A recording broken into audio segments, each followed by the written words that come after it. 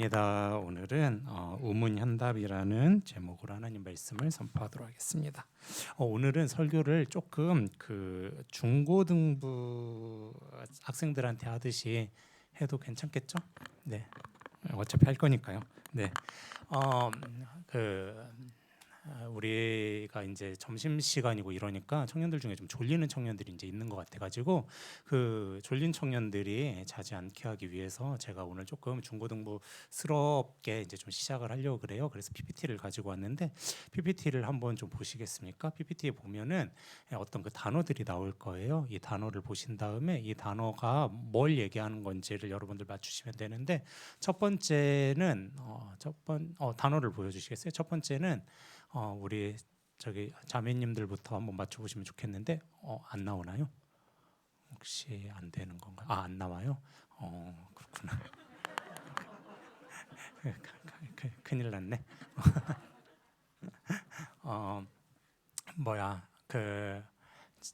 여러분들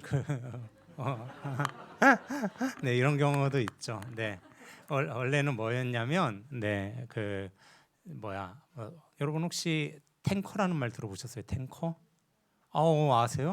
예, 여러분 소렌체다라는 말도 아세요? 예, 펜타킬도 아세요? 네, 지금 어떤 한 분이 웃고 계시는데 그분은 굉장히 잘 아시는 걸로 알고 있어요. 예, 근데 여기 자매님들 혹시 알고 계실까요? 모르시죠? 그죠? 예, 고맙습니다. 예, 근데 굉장히 예, 나오네요. 네, 여러분. 네, 여러분 여기 있는 자매님들 네, 아실까요? 이게 무슨 얘기인지 여러분 아세요? 우리 한번 물어보죠. 세훈 형제님 이거 무슨 용어예요? 잘 모른다고요? 그래요? 그러면 이렇게 오른손을 심장에 대고 하나님 앞에서 한번 정답을 얘기해 주실래요? 네, 네, 롤이에요. 네, 이거. 근데 용어가 되게 좀 어렵죠. 용어가 어려운데 그냥 이 용어를 보자마자 눈치를 채신 분들이 계신단 말이에요. 지금 몇몇 분 계시는데 제가 지금 보고 있어요. 딱 안단 말이에요. 우리한테는 굉장히 생소한, 저도 사실 잘 모르거든요. 페이커만 알 것 같아요. 나머지는 잘 모르는데 근데 정답을 보여주시면 이렇게 딱 안단 말이죠. 아는 사람들은 알아요. 이건 리그 오브 레전드라는 게임의 용어예요. 여러분들이 또 공감할 수 있도록 제가 하나 더 가지고 왔어요. 네, 다음 그 용어를 보여주시면은 네, 여러분 이것도 아시죠? 자매님들 무슨 용어인지 아시겠죠? 아란치니에서 감이 오지 않으세요? 네, 음식 이름이죠. 네, 이탈리아 음식 이름이에요. 네, 그래서 뭐 프리텔레부터 해가지고 다 이탈리아에 있는 네, 이탈리아 이제 전통 음식의 이제 이름이죠. 그래서 근데 이게 여러분들 뭐 다른 것들은 잘 못 들어보셨어도 제가 보니까 뭐 아란치니는 뭐 많이들 들어보셨을 거고 프리텔레도 아시는 분들은 아시더라고요. 그래가지고 우리가 좀 잘 모르는 뭐 이탈리아 음식에 관심이 없는 뭐 남자 청년들 같은 경우는 모를 수도 있지만 음식에 관심 많은 사람들은 이제 알더라고요. 되게 어려운 용어인데도 이제 되게 좀 잘 아는 것을 볼 수 있었죠. 또 하나만 더 우리 볼까요? 하나를 보면 네, 혹시 뭔지 아시겠어요? 아마 아시는 분들도 계실 거예요. 그죠? 뭐 드리즐, 리드 네. 머들러는 잘 몰라도 그다음 뭐 비아도 나오고 그란데도 나오고 뭐 벤티도 나오고 뭐 리스트레토, 비안코도 나오는 걸로 봐서는 스타벅스 얘기구나 하는 것을 이제 우리가 알 수가 있잖아요. 그죠? 근데 제가 보니까 우리가 굉장히 어려운 이런 용어들도 자기가 관심이 있으면 알더라고요. 처음에 총신대 앞에 저 이제 총신대를 나왔잖아요. 카페가 없었어요. 제가 학교 다니던 2008, 2009, 2010 이때는 카페가 없었는데 카페가 생겼는데 저는 그때까지만 해도 아메리카노를 한 번도 먹어본 적이 없던 사람이라 저 카페에 4,000원씩 내고 누가 커피를 마실까라고 생각을 했어요. 근데 막 여자 청년들은 엄청 많이 가는 거예요. 막 북적북적한 거죠. 그래가지고 그때 이제 제가 처음 갔는데 막 스타벅스 메뉴판에 굉장히 막 자세하게 써 있고 뭐 무슨 뭐 샷 추가부터 뭘 빼내 뭘 더하네 이렇게 돼 있는데 저는 뭐 아무것도 모르겠는 거죠. 근데 저도 모르는데 저 옆에 같이 갔던 선배는 더 모르는 거예요. 더 모르고 그 선배는 심지어 관심도 없고 그때 그 선배 여자친구가 가르쳐 줬어요. 여기 오면 그냥 무조건 아메리카노를 마셔라 이렇게 이제 가르쳐 준 거죠. 그래서 그 선배는 1년 동안 스타벅스만 가면 아메리카노만 이제 먹은 거예요. 뭘 선택을 할 줄 모르니까. 근데 우리는 뭐 너무 잘 알지 않습니까? 서브웨이 가면 뭘 추가해야 되고 뭘 빼야 되고, 스타벅스 가면 뭘 추가해야 되고 뭘 빼야 되고, 이런 거 너무 잘한단 말이에요. 그 용어가 복잡해도 잘 알아요. 심지어 첫 번째 보았던 리그 오브 레전드, 저는 용어 하나도 모르는데 어떤 청년 같은 경우는 너무 잘 알고 우리가 모르는 생소한 용어들도 엄청나게 많이 알 거란 말이죠. 그러니까 이 현대 사회가 발전되면 발전될수록 굉장히 복잡해지는데, 그 복잡해진 만큼 우리가 문화 소비를 다양하게 할 수 있는데, 근데 뒤따라 가기 위해서, 뒤처지지 않기 위해서 많은 청년들이 저런 용어들에 관심을 갖고 또 익히고 오르면 검색도 하는 반면에, 좀 아쉽게도 기독교 신앙에서 굉장히 중요한 용어들에는 우리가 너무 생소하게 생각하는 경향들이 있음이 아쉬워요. 물론 그 이유는 교회가 좀 편향되게 가르친 면도 없지 않아 있을 거라고 생각이 들어요. 그런데 또 한편으로는 진짜로 관심이 없어서 뭐 모르는 용어들도 이제 있을 거라고 생각이 드는데, 교회가 성경이 창세기부터 계시록까지 아주 중요하게 그리고 수도 없이 정말 많이 이야기하고 있는 남은 자 사상이라는 게 있는데, 그것을 뭐라고 하냐면 렘넌트라고 해요. 좀 보여주시겠습니까? 이걸 렘넌트 사상이라고 합니다. 이게 구약 초기부터 구약 끝까지, 신약 끝까지 렘넌트 사상이, 남은 자 사상이 계속해서 이어지고 있어서 이게 엄청나게 중요하고, 히브리어로는 쉐아르라고 하고 헬라어로는 레임마라고 하는데, 근데 이 렘넌트에 대해서 들어본 청년들은 눈을 한번 깜빡해 주시겠습니까? 저는 이 렘넌트를 설명을 할 수 있습니다. 생각보다 많이 없습니다. 그리고 렘넌트를 처음 들어보신 분들도 아마 많이 계실 거예요. 그런데 렘넌트는 구약 창세기부터 등장하기 시작해서 계시록까지 계속해서 나오는 아주 중요한 사상입니다. 그래서 오늘 이 중요한 용어를 우리가 좀 알았으면 좋겠습니다. 우리가 스타벅스에, 혹은 뭐 이탈리아 음식에, 혹은 뭐 리그 오브 레전드에, 혹은 뭐 여러 가지에 관심을 가지듯, 우리가 오늘은 이 렘넌트라고 하는 진짜 중요한 용어에 대해서 좀 알기를 원하는데요. 그것을 설명하기 위해서 제가 오늘은 중고등부 설교하듯이 이렇게 천천히 가려고 하니까 제 이야기부터 좀 시작을 하도록 할게요. 제가 렘넌트를 이해하기 위해서는 이렇게 이야기하는 게 좀, 이해를 하는 게 좀 좋을 것 같은데, 제가 이제 사역을 마친 다음에 유럽에 이제 가게 되었는데, 처음에 이제 인하는 게 어디였냐면 런던이었어요. 그래서 비행기 티켓을 이제 중국으로 한번, 중국이 맞을 것 같아요. 중국으로 한번 환승하는 것으로 해서 비행기 티켓을 이제 끊었는데, 당연히 중국으로 환승을 해서 런던으로 가는 거니까 인천공항이라고 생각을 하고 한 3시간쯤 전에 인천공항에 딱 도착을 했어요. 도착해서 어디로 타야 됩니까? 그 안내하시는 분한테 여쭤보니까 그 안내하시는 분이 보더니 이 비행기는 없다는 거예요. 그러니까 저는 이제 멘붕에 빠졌죠.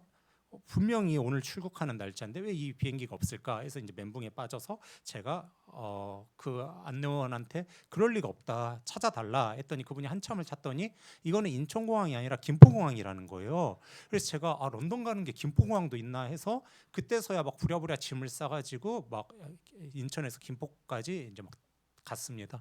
가서 김포공항에 딱 도착을 했더니 몇 분 남았냐면 40분 남았더라고요. 40분 남아서 과연 이때도 나를 받아줄까, 이제 수속을 해줄까 해서 거기 가서 물어봤어요. 그때 이제 탔던 게 그 중국 그 국적기인 이제 에어차이나를 탔는데, 물어보니까 그분이 40분이면 걱정할 필요가 없다는 거예요. 굉장히 여유 있다는 거예요. 그래서 보통 제가 알기로는 상식이 1시간 반에서 2시간 전에를 가야 되는데 40분이 안전하다고 하면서 어쨌든 막 이제 티켓을 받아서 이제 공항으로 딱 들어가는데, 제가 그런 경우가 너무 많았는데 제가 꼭 비행기만 타려고 그러면 연예인이 타요. 그래가지고 그때가 아침 7시였는데 막 있죠, 이거 뭐라고 해요? DSLR 막 대포로 이거 막 사진 찍으려고 막 그 팬들이 김포공항을 이렇게 싹 둘러싸고 있는데, 보통 그렇게 둘러싸고 있으면은 저같이 아무리 급한 사람이 있다 하더라도 안 들여보내줍니다. 이게 너무 붐비니까.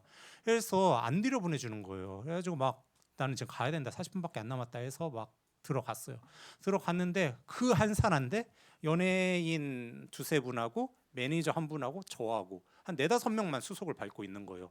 이렇게 인원도 없는데 나를 안 들여보내준 건가 하면서 막 엄청 구시렁거리면서 딱 들어갔어요. 들어갔는데 연예인이라고 하는데 너무 모르겠는 거예요. 저는 처음 보는 연예인인 거예요. 너무 모르겠고, 그리고 이렇게 한 분이 제 앞에 서 있었고 한 분이 제 옆에 서 있었는데 이게 바로 옆이니까 바로 옆이잖아요. 제가 이렇게 딱 봤는데 이거 논란이 될 수도 있겠지만 솔직하게 진짜로 전혀 뭐 이렇게 외모의 탁월함을 못 느끼겠는 거예요. 그 아니 진짜로요. 그 진짜로 그래서 그냥 너무 노멀하시고 앞에 계신 분도 너무 노멀하시고 그래서 이분이 무슨 연예인이길래 이렇게 많은 사람들이 있을까 하면서 제가 이제 비행기를 탔죠. 그리고 런던에 도착해서 이제 검색을 해봤어요. 2017년 12월 그때가 아마 13일인가 그랬을 텐데 그때 오전 김포공항 출국했더니 BTS더라고요. 그래서 제가 그 얘기를 했더니 저한테 이런 얘기를 하더라고요. 제가 외모 너무 비하한 건 아니고요. 제 소신 발언이에요. 아무튼 네 그랬어요. 네 그랬는데 그러고 난 다음에 이제 런던으로 갔죠. 런던으로 가가지고 제가 이 얘기할 때마다 청년들이 뭐라 그러냐면 그때 목사님이 사진 한 장만 잘 찍어놨어도 목사님이 중고등부 사역할 때 앞길이 열렸을 거다. 근데 목사님께서 사진을 안 찍어서 그러니까 무식한 게 죄다 이런 얘기를 하더라고요. 근데 뭐 어떻게 하겠어요. 이미 끝났는데. 그래가지고 거기를 그래가지고 이제 뭐 그 런던을 이제 돌아다니는데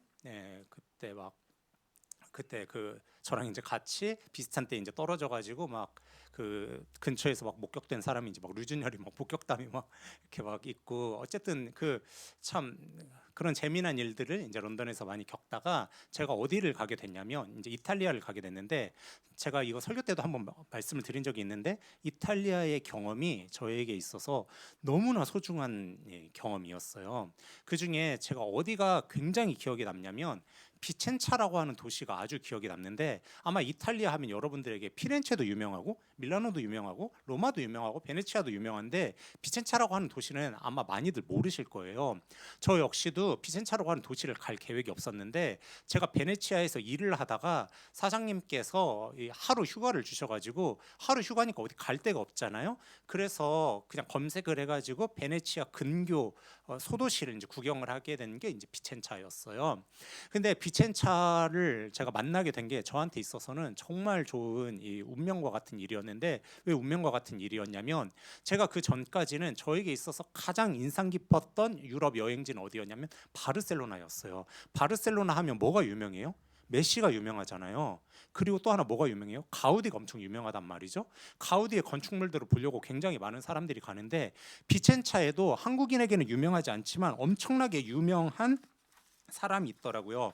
그 사람이 누구냐면 그 팔라디오라고 하는 이제 사람입니다. 이 팔라디오라고 하는 사람이 왜 유명하냐면 가우디와 이 버금가는 이 건축 실력을 건축사에 이렇게 길이 남기기도 했지만 이 팔라디오가 정말 참 인상 깊은 한 업적을 남겼는데 그게 뭐냐면 비첸차라고 하는 도시가 우리에게는 생소한데 사실 중세까지만 해도 베네치아나 뭐 이런 밑에 있는 다른 우리에게 유명한 뭐 피렌체나 이런 도시보다 훨씬 잘 나가던 도시였어요.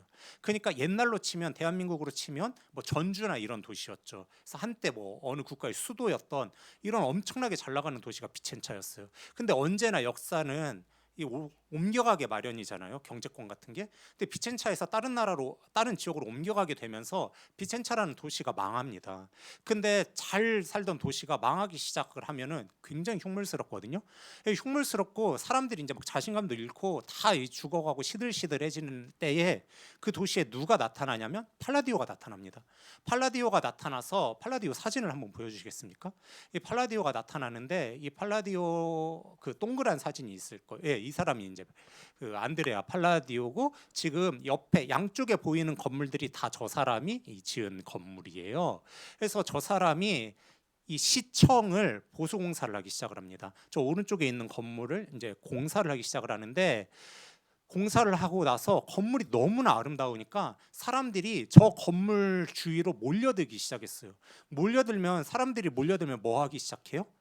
상공업이 일어나기 시작하고 그러면서 조금씩 도시가 활기를 띠기 시작한 거예요. 마치 이탈리아의 백종원 아저씨 같은 거예요. 그래서 백종원이 골목식당에 가서 골목식당을 살리듯이 저 팔라디오가 비첸차에 와가지고 비첸차 상공업을 살리기 시작한 겁니다. 본인은 그런 의도는 없었겠죠. 그냥 건축물 하나를 진짜 잘 지었을 뿐인데 그 건축물에 사람들이 모이기 시작하면서 비첸차가 살아나기 시작을 했습니다.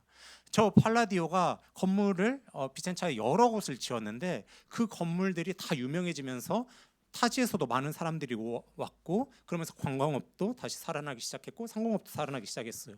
저는 이것을 보면서 야, 이 사람은 가우디보다도 더 대단한 사람이다라는 생각을 했어요. 저는 굉장한 감동을 받았습니다.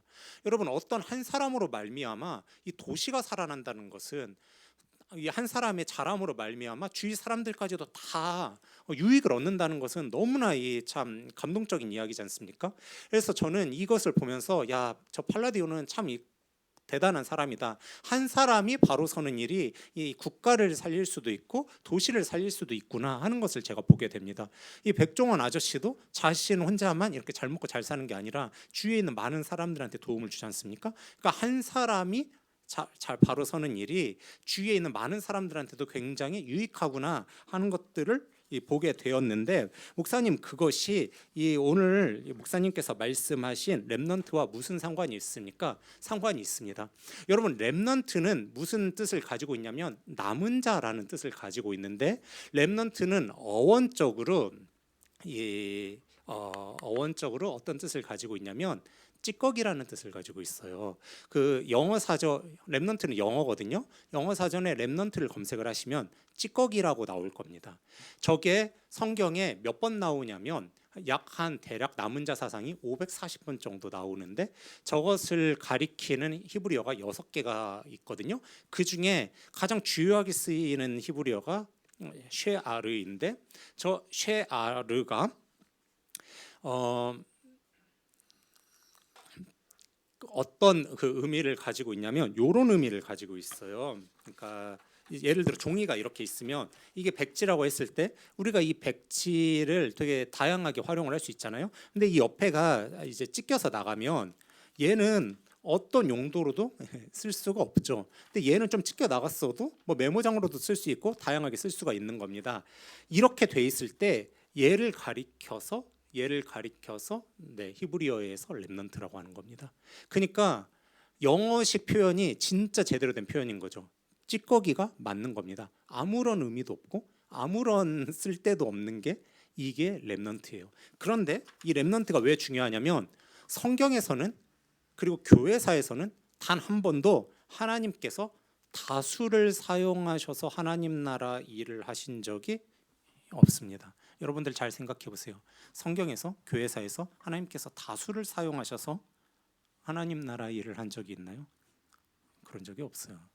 하나님 나라 일은 언제나 이런 사람들, 아무런 의미도 없고 무엇 하는지도 모르겠고 아무런 능력도 없는 것 같은 찌꺼기와 같은 인생이라 할지라도 하나님께서 이 소수의 사람들의 인생을 받으셔서 그 사람들로 하여금 계속해서 하나님 나라의 거대한 일들을 하게 하셨던 게 성경의 역사고, 그것을 렘넌트 사상이라고 합니다. 그러니까 남은 자에 의해서 계속해서 하나님 나라 일이 되었던 겁니다. 그러니까 하나님 나라의 일은 하나님께서 세우신, 때로는 부족하고 때로는 연약하고 때로는 찌꺼기와 같은 인생이라 할지라도 하나님께서 사용하시는 한 사람이, 마치 안드레아 팔라디오가 비첸차를 살리듯 한 사람이 하나님 나라의 일을, 아주 소수가 하나님 나라의 일을 했지 하나님 나라의 일을 다수가 하는 경우는 교회사에도 성경의 역사에도 없습니다.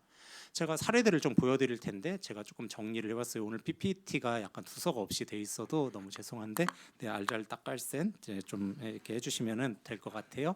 그 창세기부터 해가지고 제가 한 7개 정도 이렇게 가지고 왔는데요. 그 PPT를 혹시 보여주실 수가 있으실까요?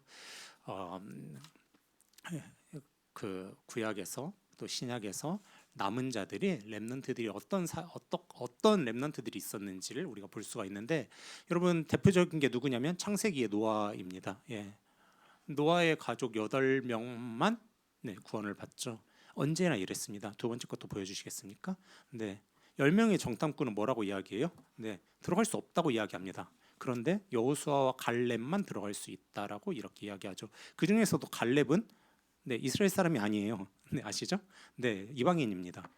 그리고 세 번째, 요 얘기가 조금 중요한데 여러분 그 이스라엘의 인구를 제가 400만으로 이렇게 추정을 해왔는데 사실상 이스라엘의 인구가 정확하게 얼마였을지는 모릅니다.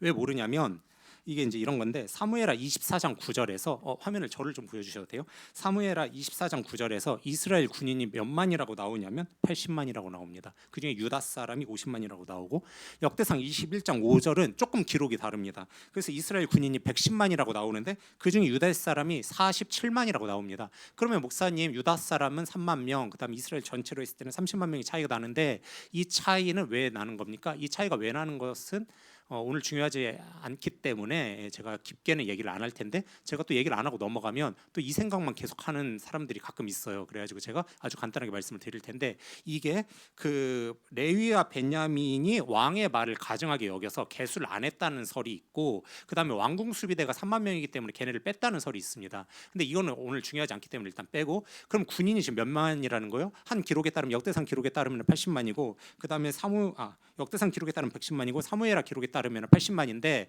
근데 뭐 몇 만인지는 모르겠는데 최저로 따져보죠. 80만이라고 군인이 80만이라고 따져봅시다. 물론 학자들은 100만이 되지 않았을 거라고 추정을 합니다. 왜냐하면 그 고대 사회에 100만이라는 숫자는 엄청나게 많기 때문이에요. 이 100만이 되지 않았을 거라고 이제 보는데 일단 그거는 좀 따지지 말고 우리 한번 최저로 따져서 군인이 80만이라고 하면 그러면 인구가 대략 얼마겠어요? 80만이 진짜라고 한다면 인구가 400만 정도 될 거죠. 그럼 우리가 계산하기 편하게 하기 위해서 400만도 많다고 하고 그냥 다 잘라내서 계산하기 편하게 이스라엘의 인구가 100만이었다고 해봅시다. 75% 그냥 깎아내고 25%만 가지고 계산해 봅시다. 그 중에 엘리야가 좌절했을 때 하나님 뭐라 그러셨어요? 바알에게 아세라에게 무릎 꿇지 않은 7천 명이 아직 남아 있다라고 하잖아요. 인구가 몇 만이라고요? 추정컨대 400만이에요. 75% 까자고요, 그냥. 25%만 가지고 계산해 보자고요. 100만이라고 이스라엘 인구가 100만이라고 했을 때 남은 자가 몇 만이라고요? 7천 명이에요. 그러면 네, 제가 지난주에 문과에게 물어봐 가지고 우리 이과 형제님 1% 이상이에요, 이하예요? 이하죠. 그죠? 100만 명의 1%면 1만인데 1만도 안 돼요. 7천 명이에요. 그러면 엄청난 소수인 겁니다. 이스라엘은 무슨 사회예요? 아무런 어떤 종교든지 섬길 수 있는 자유민주주의 국가였습니까? 아니죠. 유대 신앙 위에 쌓여 있어서 토라라는 율법을 지키게 되어 있는 민족인데 그 중에 바알과 아세라에 무릎 꿇지 않는 사람은 몇 프로냐면 1%가 안 되는 거예요. 이스라엘은 늘 이랬어요. 예외가 없습니다. 너무 죄송한데 PPT 하시는 분이 오늘 너무 고생이 많네. PPT 네 4번부터 계속해서 조금 보여주실래요? 이스라엘의 역사는 늘 이랬습니다. 늘 로마서 16장에도 보시면 그리고 5번도 보여주시겠어요? 그 다음에 서문학 교회와 빌라델비아 교회를 보시면 늘 다수는 하나님 나라에서 제대로 기능을 했던 사람들이 아닙니다. 늘 서문학 교회나 빌라델비아 12교회 중에 두 교회만 하나님 마음에 흡족한 신앙생활을 하고 있다라고 평을 들었듯이 언제나 하나님 나라는 소수의 사람들에 의해서 인도되어 왔습니다. 그렇기 때문에 우리 사랑하는 기쁨의 청년들에게 이 시간, 이 말씀을 가지고 도전하고 싶은 것은 여러분들께서 그 한 사람이 되셔서 하나님 나라 일을 잘 섬겨주셔서 여러분들이 하나님으로부터 너는 칭찬받는 렘넌트다라는 소리를 들으시기를 주님의 이름으로 축원합니다. 그런데 이것 말고 우리가 한 면을 더 보아야 되는데 그 면은 무엇이냐면 여러분들께서 한 사람의 렘넌트가 되시고 한 사람의 리더가 되셔가지고 정말 잘 하나님 나라의 공동체를 세워가시기를 주님의 이름으로 축원해 드리고 그리고 지난주에 제가 금요일에 우리 그 박정욱 형제랑 차를 타고 가는데 박정욱 형제가 그러더라고요. 자기가 기쁨의 교회를 이제 오고 나서 기쁨의 교회에 늘 약간 그러니까 좋은 표현으로 하나님께 미친 애가 하나씩 있었대요. 그래서 그 미친 애가 열심히 사역을 해가지고 늘 이렇게 청년부 공동체를 이렇게 세워가는 일들을 했었다라는 얘기를 하는데, 근데 그 얘기가 맞는 게 언제나 교회는 하나님 나라 일을 잘하는 다수에 의해서 운영이 되지 않고 하나님께 미친 사람들이 그 교회를 늘 활성화하더라고요. 그래서 저는 우리 모든 기쁨의 청년들이 하나님께 미친 사람 되어서 렘넌트가 되어서 이 청년 공동체를 잘 세워가기를 주님의 이름으로 축원합니다만 그것뿐만 아니라 우리가 한 가지를 더 보아야 되는데 그것은 무엇이냐면 렘넌트의 숙명입니다. 제가 아까 렘넌트가 이 찢어진 조각과 같은 존재다라고 소수다, 남은 자다 이렇게 말씀을 드렸는데 렘넌트를 이야기하는 성경의 표현이 더 있습니다. 어디 말씀을 좀 보여주시면 좋겠냐면요. 이사야 말씀을 좀 보여주시겠습니까? 이사야 6장 13절을 보여주시겠어요? 이사야 6장 13절 말씀을 우리가 한번 읽어보면 좋겠습니다. 우리 다 같이 읽어보도록 할게요. 잠도 깰 겸 시작. 그 중에 10분의 1이 아직 남아있을지라도 이것도 황폐하게 될 것이나 밤나무와 상수리나무가 배임을 당하여도 그 그루터기는 남아있는 것 같이 거룩한 씨가 이 땅의 그루터기니라 하시더라.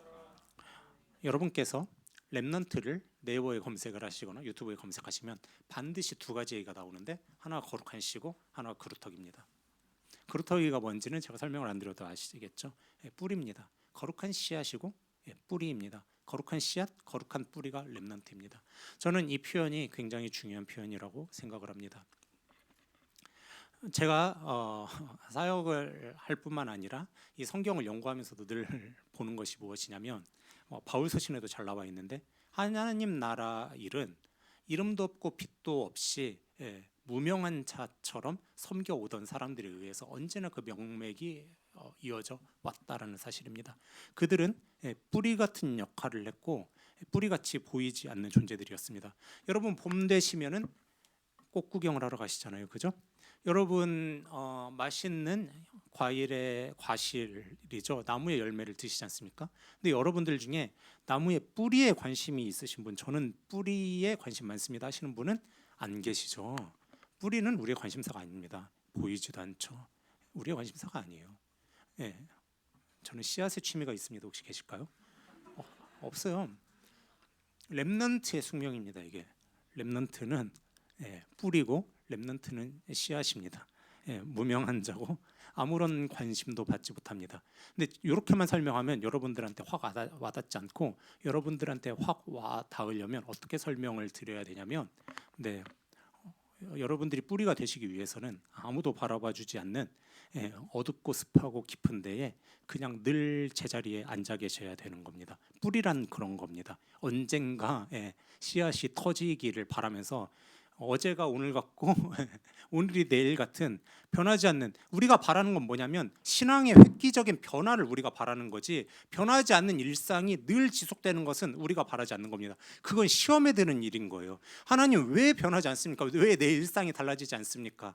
왜 내 일상은 저 사람처럼 버라이어티하게 뭔가 역동적으로 올라가지 않습니까? 이것은 우리가 시험에 드는 일이지 우리가 즐겁고 우리가 바라는 일이 아니란 말입니다. 그런데 하나님께서는 렘넌트들을 이렇게 사용하실 수 있다라는 거예요. 그래서 이게 렘넌트의 굉장히 중요한 숙명입니다. 근데 우리가 렘넌트의 숙명을 잘 알아야 돼요. 이 렘넌트 설교를 하다 보면 어떤 면이 강조가 될 수밖에 없냐면 렘넌트는 소수자고 그 사람들은 한 사람이었고 그 사람들은 아주 적은 사람들이었는데 하나님께서는 그 리더들을 사용하셨다 해가지고 우리가 한 사람의 리더가 되자 하는 것도 너무나 가치고 너무나 중요한 이야기지만 렘넌트가 굉장히 이름도 없고 무명한 자고 뿌리요 씨앗이어서 어제와 다르지 않는 오늘을 그 땅속 깊은 곳에서 언제 터질지 모르는 그 새싹을 기다리며 그냥 계속 그 겨울을 지내야 되는 그 일상에 대해서는 많이 이야기하지 않고 있는 것이 현실이기 때문에 이 렘넌트의 숙명에 대해서 이야기를 안 할 수가 없어요. 근데 렘넌트의 숙명에 대해서 베드로전서가 진짜 중요한 얘기를 해줬는데 베드로전서 말씀을 좀 보아야 돼요. 어디 말씀이냐면 베드로전서 2장 8절 말씀입니다. 베드로전서 2장 8절을 우리 다 같이 읽어보죠. 시작. 또한 부딪히는 돌과 걸려 넘어지게 하는 바위가 되었다 하였느니라. 그들이 말씀을 순종하지 아니함으로 넘어지나니 이는 그들을 이렇게 정하신 것이라. 여러분 이게 여기 부딪히는 돌과 걸려 넘어지게 하는 바위는 누구를 얘기하는 거냐면 예수님을 얘기하는 겁니다. 예수님은 십자가는 여러분 복음은 걸려 넘어지게 하는 기능을 가지고 있습니다. 여러분 이것이 우리가 기억해야 되는 굉장히 중요한 영역입니다. 여러분 이것을 뭐라고 하냐면 스칸달리조마이라고 해요. 스칸달리조마이, 스칸달리조라고도 하고 뭐 아무튼 그런데 스칸달리조에서 나온 영어가 무슨 말이냐면 스캔들입니다. 제가 여러분 스캔들은 좋은 용어예요, 아니면 안 좋은 용어예요?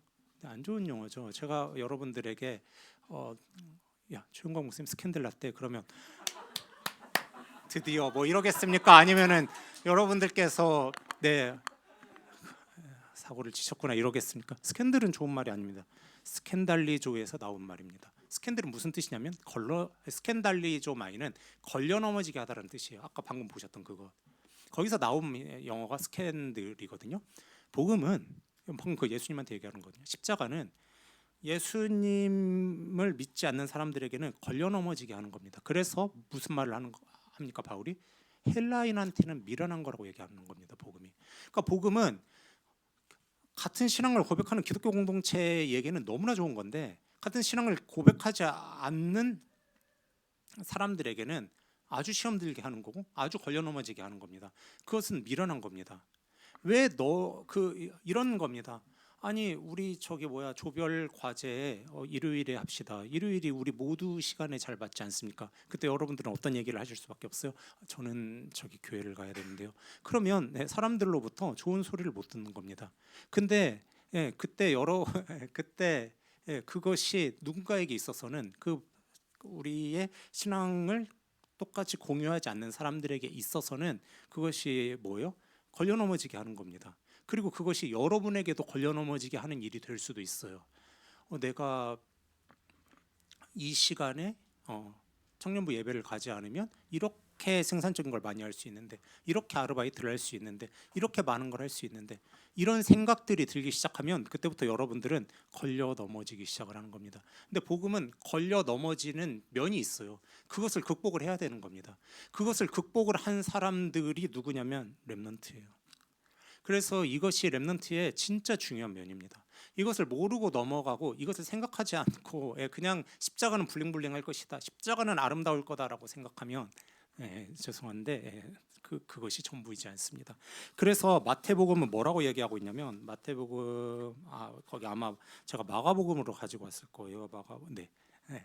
감사합니다. 네. 자, 우리 이것도 좀 읽어보실까요? 우리 같이 읽어보겠습니다. 시작.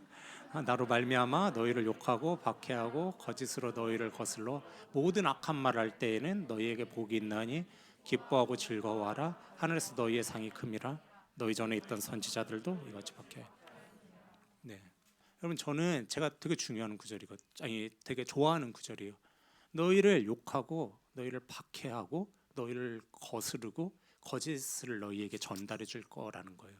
그게 렘넌트들이 가진 숙명이라는 거예요. 근데 그때 니네가 진짜 하나님께 미친 애들처럼 기뻐하고 즐거워하라는 거예요. 왜냐하면 하늘에서 너희의 상이 크다라는 거예요. 근데 이게 이렇게 얘기하면 그럴싸하고 되게 있어 보이지만 실제 현실에서 겪으면 전혀 좋지 않습니다. 굉장히 눈물겨운 삶이에요. 근데 그 눈물겨운 삶이 렘넌트들에게는 허락이 된다는 거예요. 그렇기 때문에 여러분들께서 가끔 그런 생각이 드실 수 있어요. 뭐 예를 들면 이런 거요. 제가 우리 사랑하는 현범 형제에게 현범 형제가 열심히 월요일부터 금요일까지 열심히 직장에서 일하고 야근하고 막 이렇게 와가지고 토요일 하루 좀 쉬고 여자친구랑 데이트도 하고 주일에 와서 교회에서 사역을 하는데 뜰 모임을 이렇게 한단 말이에요. 그러면 가끔은 쉬고 싶을 수도 있을 거고 가끔은 자기도 뜰 인도하는 리더가 아닌 뜰 원으로서 그냥 공급을 받고 싶을 수도 있는 건데 그런 힘든 마음들을 다 이렇게 정리를 하고 섬기기 위해서 딱 현장에 투입이 되었을 때 오늘 막 온 그 뜰원들끼리 막 사이도 안 좋고 뜰원들이 막 나를 걸려 넘어지게 하고 뜰원들이 시험에 드는 말하고 그다음에 막그 교회에서 참 나누기 마음 어려운 얘기들도 막 나누고 막 상처 주는 말 오가면 그게 얼마나 그 일주일을 섬기고 온 지금 고개를 격하게 끄덕이는 걸로 봐서 좀 이따 뜰원들 전부 다 소집을 해야겠네요. 얼마나 힘들게 하길래 오늘 빠따를 좀 아무튼 죄송해요. 아무튼 그럴 수가 있는 거예요. 근데 그런 것들이 다 그런 하나하나 그런 여러분들이 십자가 지시는 그 삶들이 그게 사실은 렘넌트의 삶인 겁니다. 그래서 렘넌트들은 이런 삶들이 이런 숙명들이 허락이 되어진다라는 거예요. 근데 이것과 더불어서 여러분들에게 저는 이 렘넌트들은 그루터기다, 렘넌트는 씨앗이다라고 하는 이 성경의 표현이 참 의미 있고 가치 있는 표현이라는 생각이 드는 게 무엇이냐면, 가끔 그런 힘든 이 십자가를 지고 가는 삶을 살아갈 때에, 박해를 당하는 것 같은 삶을 살아갈 때에 그게 늘 우리가 그래 내가 렘넌트니까, 내가 남은 자니까, 그래 이거 나의 숙명이니까 내가 감당해야지, 이렇게만 되지는 않는다는 거예요. 이것이 넘어질 때도 있고, 이것이 시험에 들 때도 있고, 도망가고 싶을 때가 있다는 거죠. 근데 저는 이 렘넌트의 진짜 중요한 또 한 가지의 면은 어디에 있다고 생각하냐면, 뿌리에 있다고 생각합니다. 씨앗이 있다고 생각해요. 그게 무슨 얘기냐면, 때로는 도망간다 하더라도 자신에게 하나님께서 주신 이 십자가를 계속해서 도망간다 할지라도 다시 와서 그 십자가를 비벼대고 있는, 그러니까 뿌리처럼 그 자리를 도망간다 하더라도 다시 와가지고 지키고 있으면 하나님께서 그 사람의 그 남은 자로서의 숙명을 받으신다라는 사실이에요. 이것이 되게 좀 중요한 면입니다. 그래서 우리는 때로는 그 현장이 너무나 버겁고 무서워서 도망갈 수도 있죠. 근데 그럼에도 불구하고 다시 와서 자신의 현장을 어쨌든 고수하고 사수하려고 하는 그 모든 것들을 하나님께서 기뻐 받으신다는 사실인데, 근데 이것을 이렇게 제가 그냥 말로 설명을 하는 것보다 이런 이야기들을 들어드리는 게 조금 더 여러분들한테 와닿는 이야기가 될 것 같은데요. 그것은 무엇이냐면 이런 건데, 그 어떤 청년이 예전에 저한테 그런 얘기를 하더라고요.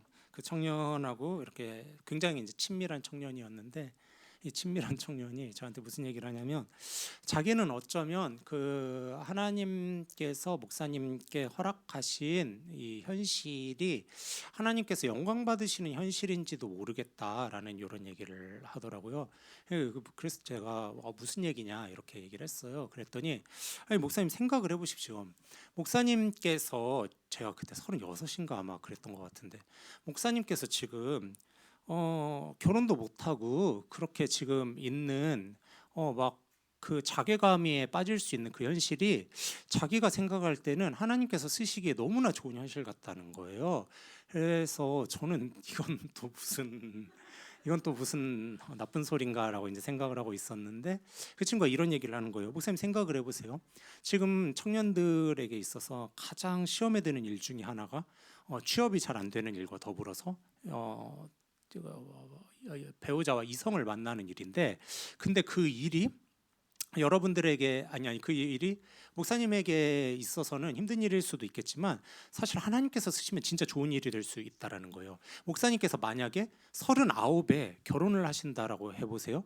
그러면 그게 얼마나 많은 청년들한테 위안이 되고 위로가 되겠습니까?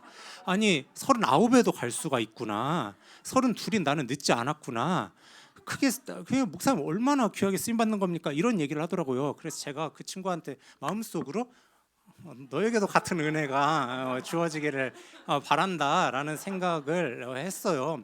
그리고 제가 볼 때 그 친구는 그럴 수 있을 것 같아요.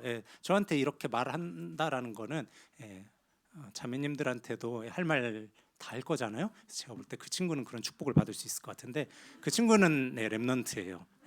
장담할 수 있어요. 그 친구가 가끔 제 설교 듣던데 오늘 카톡 오겠네요. 너란다. 네, 근데 그 얘기를 했는데, 근데 사실 이게 되게 인정을 하고 싶지 않지만 그럴 수도 있을 것 같다라는 생각이, 사실은 왜 고개를 끄덕이시죠? 좀 들었어요. 근데 여러분 생각을 해보세요.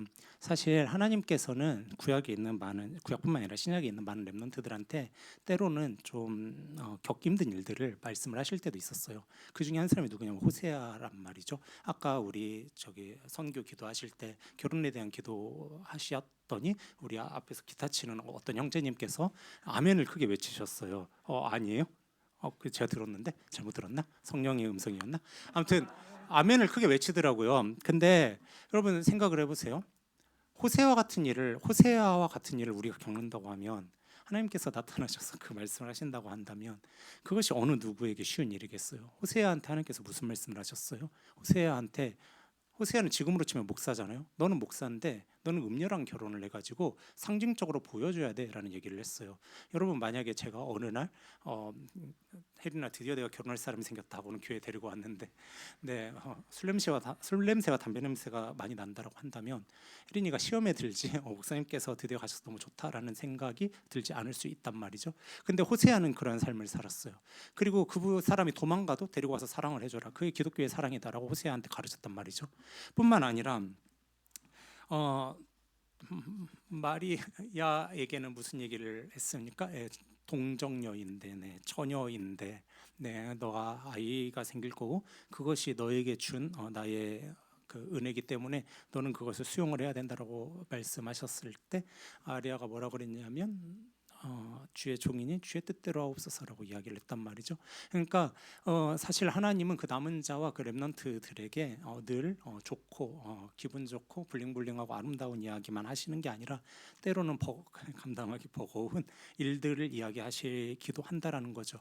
그리고 그것을 하나님께서 받으신다라는 사실이에요. 따라서 우리 사랑하는 기쁨의 청년들, 이 렘넌트와 관련된 이 오늘 말씀을 통해서 여러분들께서 첫 번째로 그 마음에 새기실 것은 내가 한 사람의 그 리더가 되어가지고 한 사람의 이 남은 자가 되어서 하나님의 일을 참 멋지게 감당하는 그런 사람이 되어야겠다라는 결심을 하셨으면 좋겠습니다. 근데 뿐만 아니라 여러분들의 삶에 하나님께서 이 허락을 하신 건가? 이건 참 너무 어렵다. 이거는 버겁다. 이거는 감당하기가 어렵다. 아니 이거는 왜 이 뿌리와 같이 씨앗과 같이 이 어둡고 보이지 않는 깊은 땅 속에서 몇 년씩 버텨야 되는 이러한 인생인가 한다 하더라도 하나님께서는 그 인생을 받으신다라는 거예요. 대표적인 사람이 누가 있습니까? 예수님이 태어나셨을 때 예수님을 기다렸던 제가 갑자기 그 선지자 성함이 생각이 안 나네. 그 누가복음에 나오는데 누가복음 2장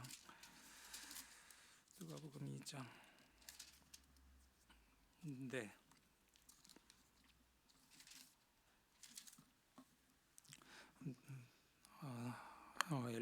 엘리사벳하고 한 사람이 더 있는데 제가 성함이 생각이 안 나네요. 여튼 수십 년을 무엇을 했습니까? 예수님을 기다리기만 했습니다. 예수님을 기다렸고 드디어 만났고 기도했고 그리고 나서 뭐라고 이야기했습니까? 나는 나의 사명을 다 감당했다라고 이야기했습니다.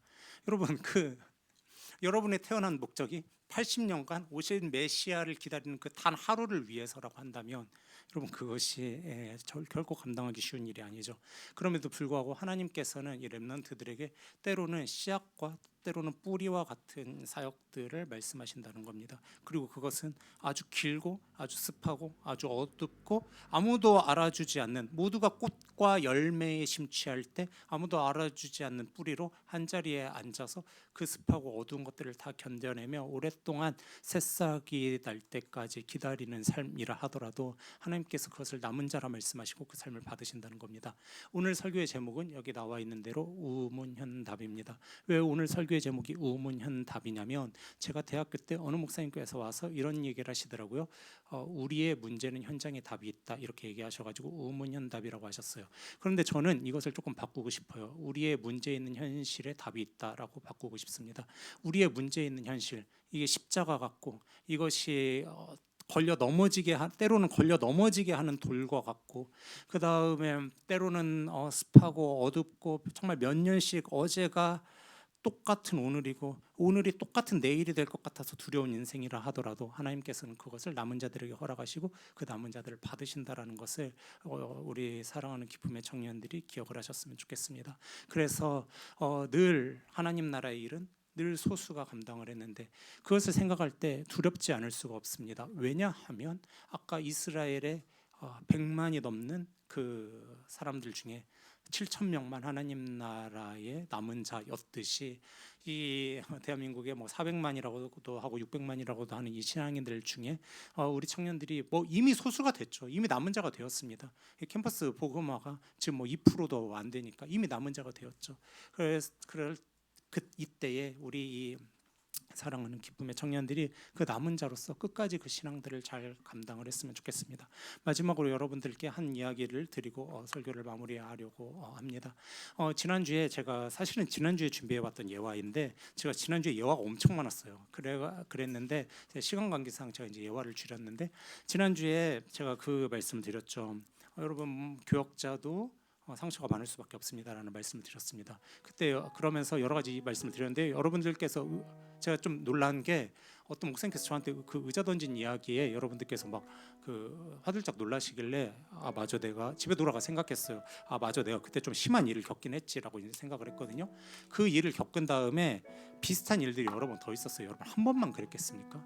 근데 현타가 오더라고요. 여러분 현타 안 오시겠어요? 현타 오죠. 뜻을 가지고 예를 들어 희원이가 뜻을 가지고 대학원에서 열심히 공부하고 있는데 교수님이 뭐 의자를 집어던진다든지 폭언을 한다든지 그 일이 반복되면 하기 싫거든요. 사람은 당연하지 않겠습니까? 그러니까 저 현타 오더라고요. 사회 현장을 떠나고 싶더라고요. 그런데 그래서 실제로 떠났어요. 떠났죠. 유럽으로 도망갔죠. 일본으로 도망갔죠. 그리고 참 우여곡절 끝에 하나님께서 그 제자리에 다시 오게 하셨거든요. 그래서 제가 제자리에 왔어요. 제자리에 와서 대단한 소명, 대단한 사명감, 대단한 어떤 목적을 가지고 제자리에 온 게 아닙니다. 전임 사역을 할 생각도 없어서 그냥 파트로 했습니다. 그 교회가 저한테 뭐라고 얘기했냐면 수요일에 안 와도 된다. 토요일에 안 와도 된다. 수요일, 토요일 안 오는 교회는 없어요. 근데 안 와도 된대요. 그래서 안 와도 된다는 게 좋아서 간 거예요. 그래서 금요일에 그냥 예배만 드리고 주일에는 청년부 설교만 하면 된다는 거예요. 그래서 죄송해요. 한 번만 속어 쓸게요. 개꿀이다. 그러고 간 거예요. 근데 하나님께서 그 현장에서 여러 가지를 받으시더라고요. 그래서 여러분들께 단언하고 해서 드릴 수 있습니다. 여러분들의 문제 있는 것 같은 현장 때로는 도망갈 수도 있습니다. 여러분 성경에서 도망간 사람들이 무지하게 많다는 거 여러분들 아실 겁니다. 많은 사람들이 도망갔습니다. 엘리야도 도망갔고요. 요나도 도망갔습니다. 도망을 안 간 사람이 없죠. 그리고 도망을 가야 잘 돼요. 보통 다윗도 도망가고요. 다 도망갑니다. 베드로는 뭐 도망 안 갔습니까? 다 도망가요. 도망을 가야 돼요. 도마도 도망갔고 다 도망갔습니다. 도망을 안 간 사람이 없어요. 도망을 갔지만 다 어디로 돌아왔습니까? 다 그 현장으로 돌아왔습니다. 베드로는 난로 위에서 3번 예수님을 그 모닥불 위에서 3번 예수님을 부인했습니다. 예수님께서 어디서 3번 베드로를 일으키시냐면 모닥불 위에서 베드로가 잡아온 물고기와 떡을 베드로에게 떼어주면서 3번 예수님을 사랑한다 말씀하게 하셨습니다. 여러분 우리의 문제 있는 그 현실, 도망가고 싶은 현실 도망갈 수 있어요. 근데 하나님께서는 여러분들을 반드시 그 현실로 끌고 오실 겁니다. 그리고 하나님께서 여러분들을 세우실 거고 여러분들을 그 자리에 두실 겁니다. 여러분들이 대단한 무언가를 해서도 아니고 대단한 무언가가 되어야 해서도 아니고 되셔서도 아니고 여러분들과 저는 이 렘넌트 찌꺼기에 불과하지만 하나님이 부르셔서 하나님이 그 현장에 두시고 그 현장에 있는 것만으로도 하나님께서 남은 자라 말씀하시고 렘넌트라 말씀하시고 그 삶을 받으신다라는 것 여러분 기억하셨으면 좋겠습니다.